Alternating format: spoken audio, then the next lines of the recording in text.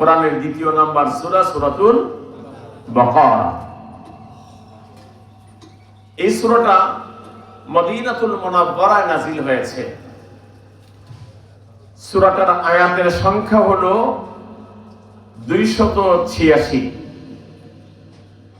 আর রুকুর সংখ্যা হলো 40। এই সূরাটিতে বিশেষ দুইটা আয়াত আছে, দুই জায়গার মধ্যে কিছু আয়াত আছে। এর মধ্যে একটা আয়াত হলো আয়াতুল কুরসি, যে আয়াতটা গোটা কোরআন শরীফের যত আয়াত আছে সবগুলো আয়াতের মধ্যে শ্রেষ্ঠ আয়াত। সুবহানাল্লাহ বলেন।